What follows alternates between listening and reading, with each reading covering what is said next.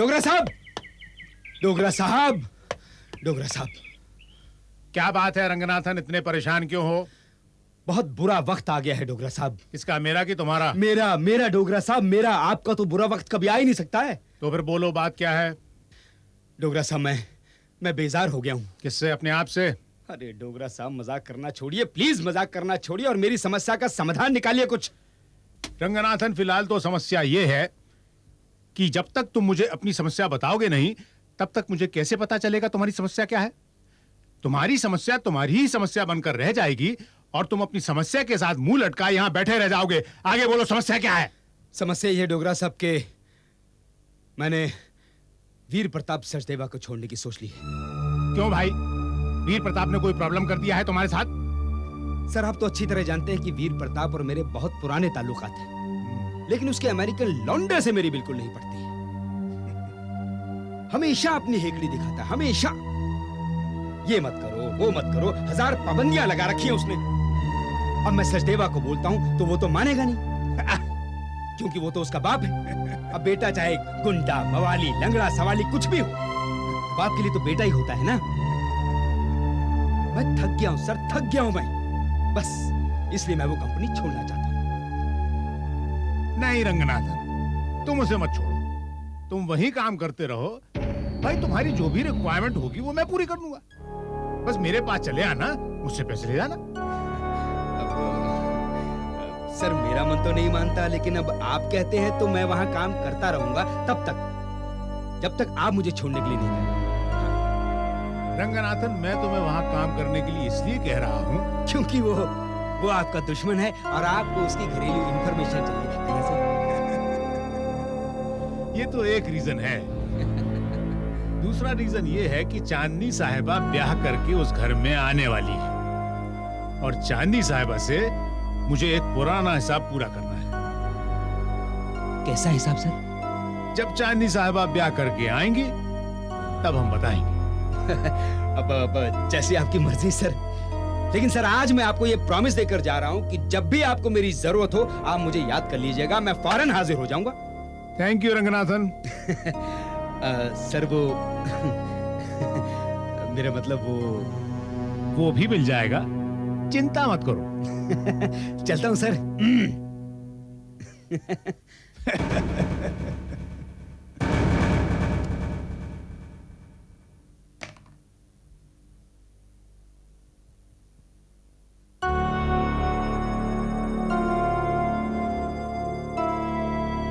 डोगरा साहब चाहते हैं कि मैं सचदेवा के यहां काम करूं,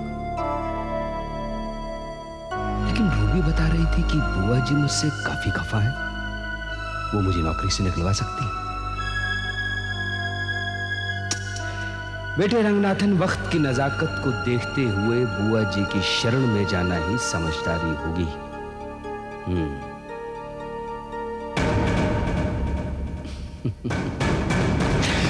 बुआ जी!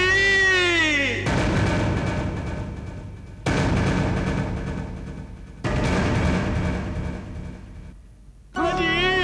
बुआ जी! आप मेरी माँ के समान हैं बुआ जी। औरत के रूप में सबसे प्यारा रूप माँ का रूप होता है। अरे मैंने सचदेवा साहब से वही बातें कही जो मुझे पता चली थी। आप मुझसे किसी की भी कसम ले लो जो मैंने कोई भी बात अपने मन से कही हो। माँ! रंगनाथन, तू बहुत कमीना आदमी है। पैर छोड़ दे मेरा, छोड़। आज मेरे पैर पड़ रहा है, कल यही हरकत तुम दोबारा करो।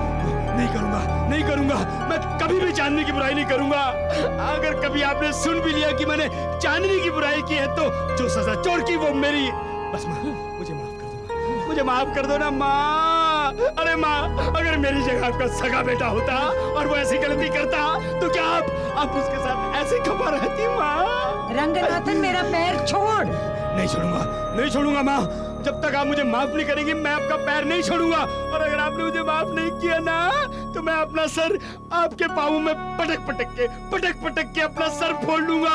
माँ, मुझे माफ कर दो, माफ कर दो, माफ। रंगनाथन, पाँव छोड़ो मेरा, छोड़ो पाँव मेरा। मैंने तुझे माफ कर दिया, छोड़ो छोड़ो।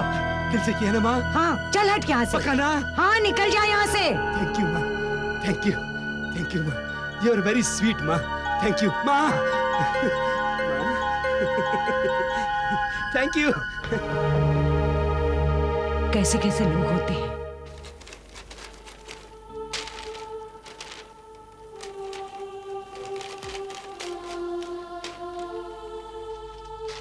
सीमा बेटी, कैंची की कतर कतर बंद कर। सुबह से ये रद्दी लिए बैठी है। ए सीमा बेटी, मैं तुमसे बोल रही हूँ। क्या बात है बेटा, कोई परेशानी है? कोई यूं बैठकर बिना मतलब के किसी भी काम में अपने आप को ऐसे इन्वॉल्व करता है तो समझना चाहिए कि वो किसी गहरी परेशानी में गिरफ्तार है। क्या बात है बेटा? अच्छा बुआ जी, मैं ऑफिस जा रहा हूँ। राज, इसे देखो ना, क्या हो गया इसे? मुझे शाम को आने में थोड़ी देर हो जाएगी। अरे बुआ जी, मैं अपना रुमाल तो कमरे में ही भुलाया। वहां से उठिए और जरा लाके अरे दीजिए, बेटा, प्लीज।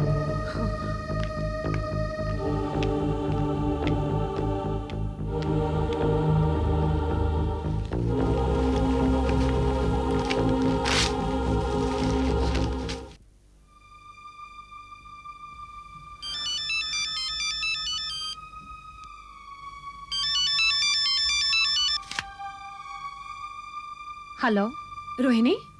ओ चांदनी, हाँ कहो। यार, तुम खुद को हमारा दोस्त कहती हो और दोस्ती के तकाजों को नहीं समझती। क्यों, क्या हुआ? रोहिणी, तुम उस दिन से जो लापता हुई हो तो हमारी तरफ मुड़ के भी नहीं देखा। ये भी नहीं सोचा कि तुम्हारी एक अदद सहेली चांदनी का तुम्हारे न मिलने से क्या हाल हुआ होगा। चांदनी, मैंने सोचा कि तुम बखैरियत होगी। देखो, जिसके पास उसका प्यार होता है ना, उसे दोस्तों की कमी का एहसास नहीं होता। रोहिणी, हमें जिस तरह प्यार जिंदगी में एक बार मिला है, उसी तरह तुम्हारी शक्ल में दोस्त भी एक ही बार मिला है। इसलिए आइंदा हमारे प्यार को हमारे दोस्ती के बीच में मत लाना। ए, तुम तो नाराज हो गई। हम तुमसे नाराज हैं नहीं थे। अब ये बताओ, तुम हमसे मिलने क्यों नहीं आई? ऐसे ही, मैं कुछ टेंशन में थी। दोस्त बनकर अकेले दुख उठाओगी, हमें नहीं बताओगी? नहीं चांदनी, मेरे दुखों का तुम्हारे पास इलाज नहीं है। दुनिया में हर दुख का इलाज है रोहिणी। अगर नहीं है तो सिर्फ मौत का। चांदनी, मुझे मौत नहीं, जिंदगी चाहिए। वो भी तुम्हें मिल जाएगी, लेकिन एक शर्त है। तुम्हें बताना होगा कि तुम्हारा आखिर वो दुख क्या है। देखो रोहिणी, दिल की बात बता देने से दिल का बोझ हल्का होता है। तुम एक काम करो, तुम हमारे यहाँ चली आओ। नहीं चांदनी, मेरी वजह से तुम परेशान मत हो। तुम आती हो या हम तुम्हारे घर आए? नहीं नहीं नहीं, नहीं मैं ही आती हूँ। That's like a good girl. Okay, see you, bye. Bye bye.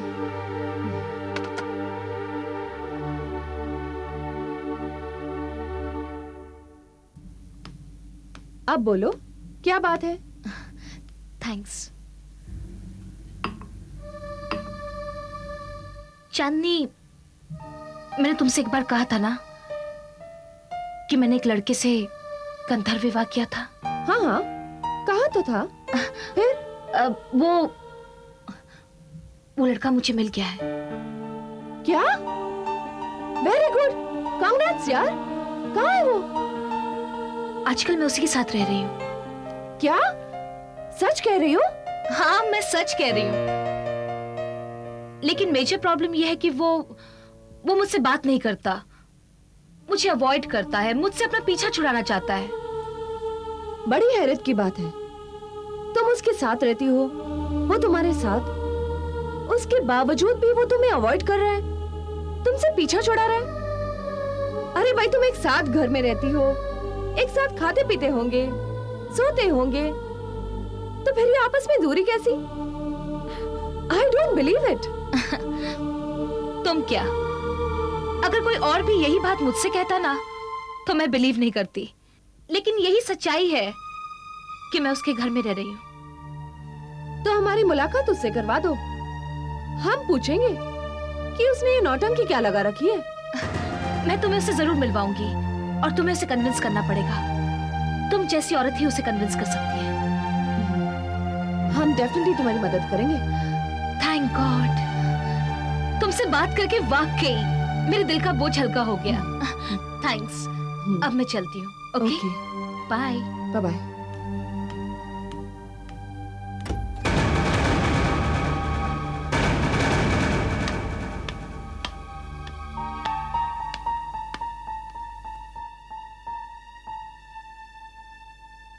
हाय चांदनी। अरे राज, तुमने अभी रोहिणी को देखा? कौन रोहिणी? वही जिसकी वजह से एक बार तुम में और हमें तू में हो गई थी, जिसके पति ने उसे शादी करके। ओ हाँ। क्या हुआ उसे? वो अभी यहाँ आई थी। राज, उसका हस्बैंड उसे मिल गया है। तुम्हें पता है राज, उसका हस्बैंड इतना बड़ा कमीना और जालिम है। वो उसके घर में रह रही है, दोनों साथ खाना खाते हैं, साथ सोते हैं, लेकिन वो जालिम उससे बात नहीं कर रहा है। चांदनी, ऐसी घटिया औरतों की बातें मेरे सामने मत किया प्लीज। वो एक कैरेक्टरलेस औरत है। प्लीज राज, ऐसे जुमले उसके लिए मत कहो। She comes from a good family. हाँ, good family. How do you know that she comes from a good family? वो किसी अच्छे खानदान की हो ही नहीं सकती चांदनी। और ये लड़की वड़की हमारे बीच में आए, ये बात मुझे कतई पसंद नहीं है। अफसोस की बात तो ये है कि हमारी खुद की शादी को इतना कम समय रह गया है और हम औरों के लिए लड़ रहे हैं। वाह। राज, हमारी शादी तो हो ही जाएगी और दुनिया की कोई भी ताकत उसे रोक नहीं सकती। इसलिए इस बात को छोड़ो। हमारी आर्ग्यूमेंट तुमसे हमेशा इस बात पर होती है कि तुम औरत जात के खिलाफ बात करते हो और हम औरत जात के फेवर में बोलते हैं। ओहो चांदनी, मैं औरत जात के खिलाफ नहीं हूँ। देखो, मेरी बुआ औरत है, मेरी बहन औरत है, मेरी होने वाली बीवी औरत है। हाँ, मैं बुरी औरतों के खिलाफ हूँ। ऐसी औरतों के खिलाफ हूँ जो इमोशनल ड्रामा करके हम मर्दों को बदनाम करती हैं, जो तुम जैसी शरीफ औरतों की सिंपैथी गेन करने की कोशिश करती हैं। राज, उसने हमारी सिंपैथी गेन करने के लिए हमें अपनी कहानी नहीं सुनाई। उसके साथ जैसे हालात पेश आए, उसने वही हमें सुनाया। हमें तो राज उसके मर्द पे इतना गुस्सा आया है कि हम सोचते हैं कि अगर हमारा मर्द ऐसा होता तो हम क्या करते। तो तुम क्या करती? बोलो। उसे गोली मार देते।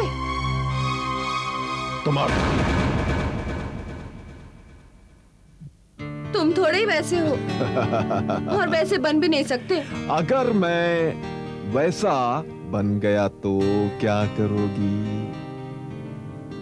बोलो। हम तुम्हें नहीं, खुद को गोली मार देंगे। नहीं।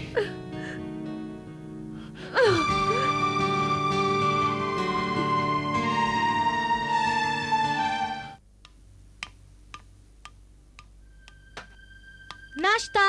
सुनो, क्या तुम कल चांदनी से मिली थी?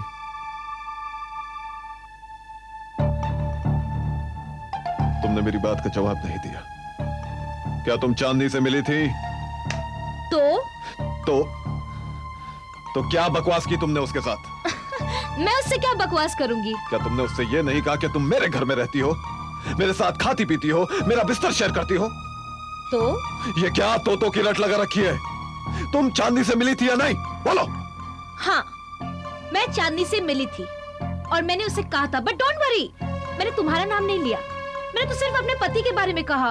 अब तुम्हें क्यों मिर्ची लग रही है? एक बात याद रखना सीमा, अगर तुम अपनी जलील हरकतों से बाज नहीं आई ना, तो मैं धक्के मारकर तुम्हें अपने घर से निकाल दूंगा।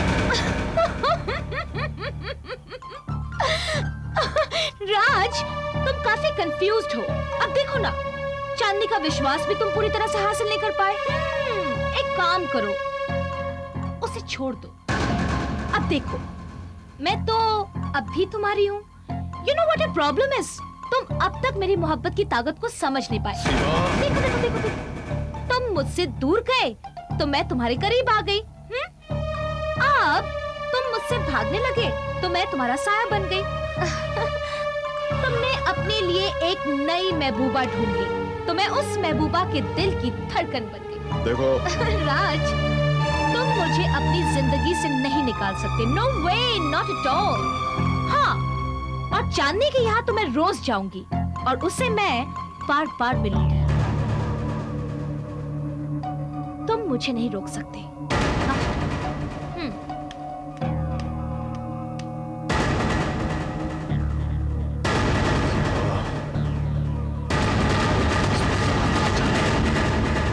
रंगनाथन साहब, सचदेवा साहब के एमओयू पर दस्तखत ऑलरेडी हो चुके थे, लेकिन मैंने फिर भी बड़ा रिस्क लेके उसे कैंसिल कर दिया और डोगरा साहब के नाम पे एक नया एमओयू बना दिया।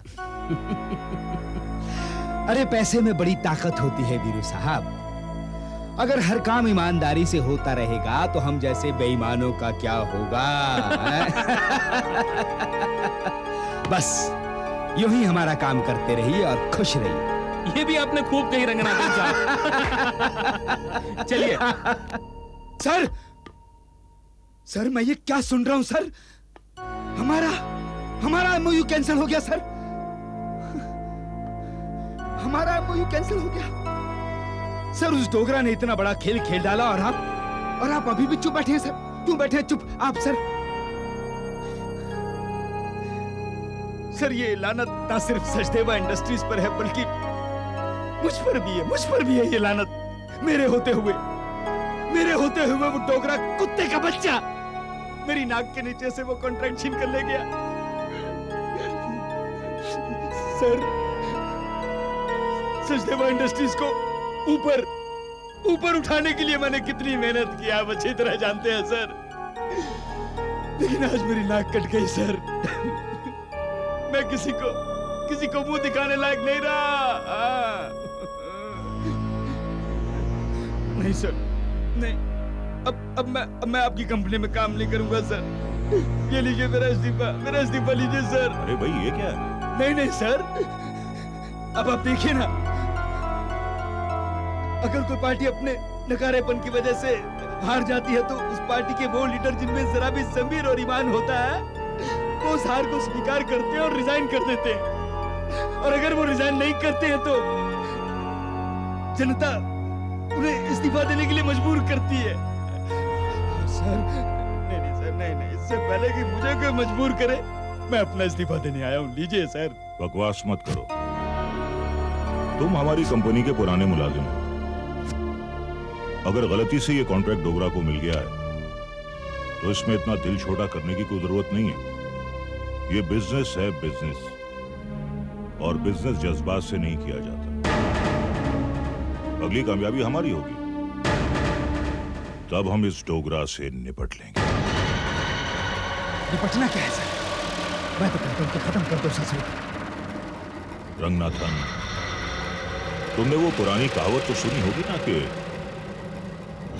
जब गीदड़ की मौत आती है तो वो शहर की तरफ भागता है। मुझे डोगरा की मौत साफ दिखाई देती है क्योंकि वो हमसे टकराने हमारी तरफ बढ़ रहा है। जंग खत्म कहां हुई है? ये तो जंग की शुरुआत है। अब एक पुराना शेर भी सुन लो कि इब्तिदाए इश्क है रोता है क्या, आगे आगे देखिए होता है क्या।